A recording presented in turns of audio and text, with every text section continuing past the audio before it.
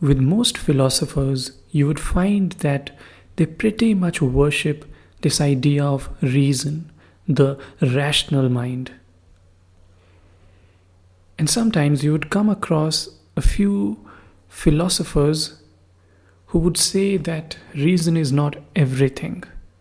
And David Hume was definitely one of the latter.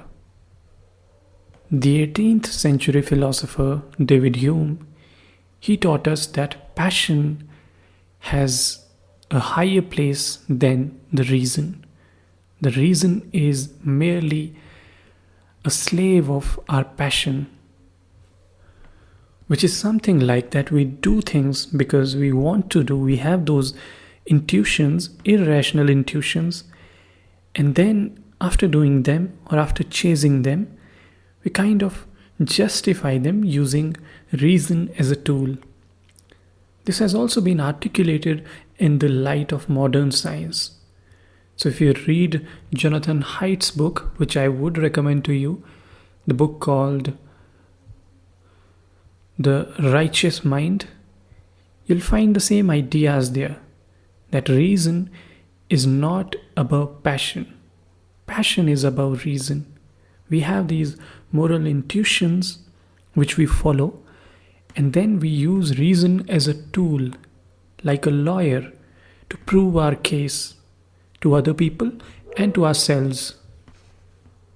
So, coming back to David Hume and his major works, I would recommend you to read A Treatise of Human Nature, a book that he wrote when he was just about 28.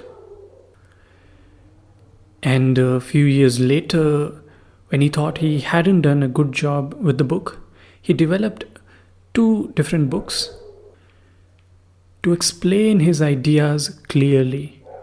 One of them is called Enquiry Concerning Human Understanding, and the second is Enquiry Concerning the Principles of Morals. So you can read these 2 books if you have time, and otherwise I would say you can start with A Treatise of Human Nature.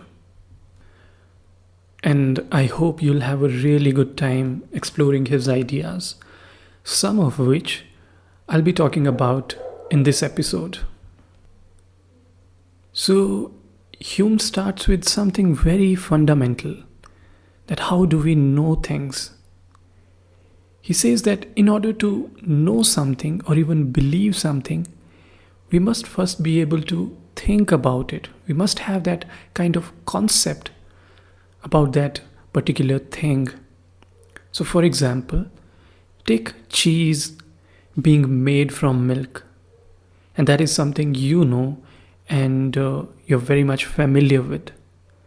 But notice that if you haven't really made up your mind about how cheese is made or whether it is made from milk, so if you think along that direction, you won't be able to understand the idea of cheese if you don't have the concept of milk or the concept of cheese in your head.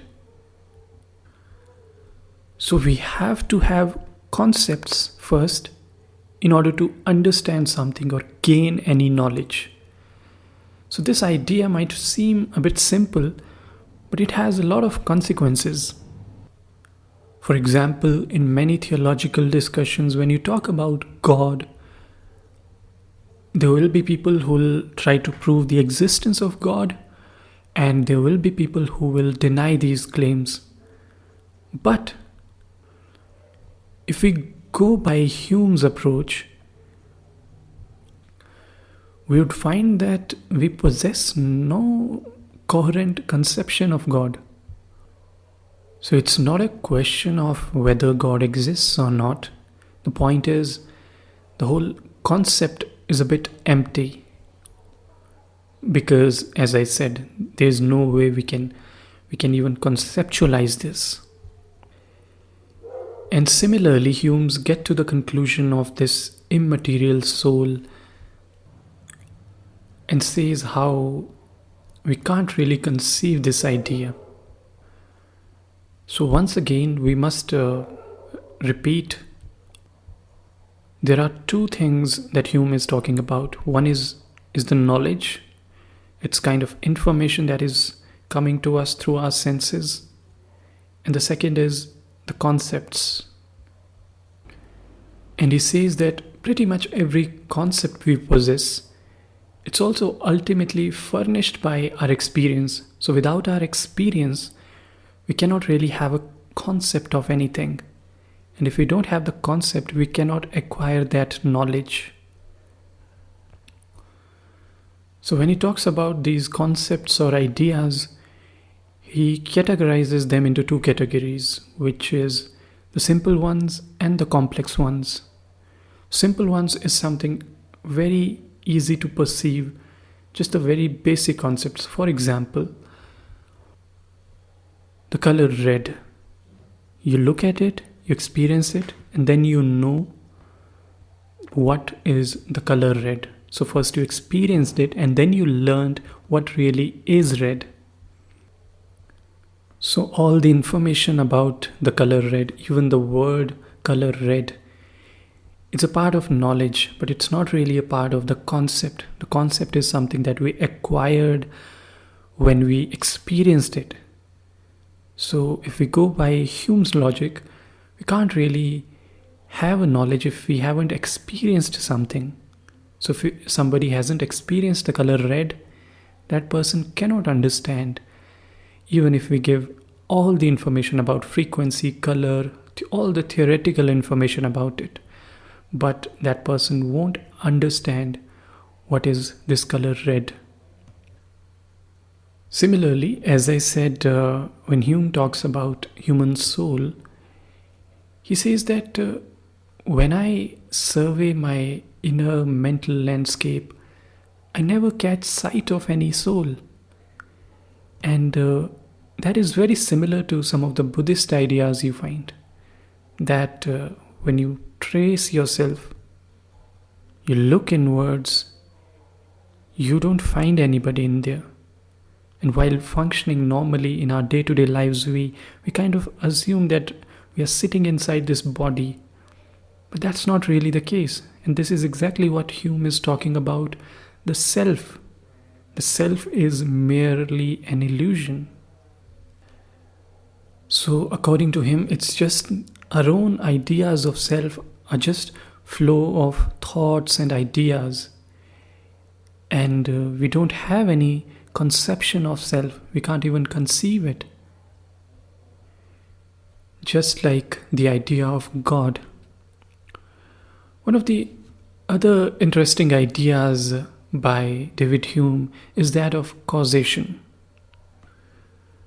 which you can link with the idea of God, but he's just applying the same principles that we just discussed to show that we cannot really possess this conception of any causal power.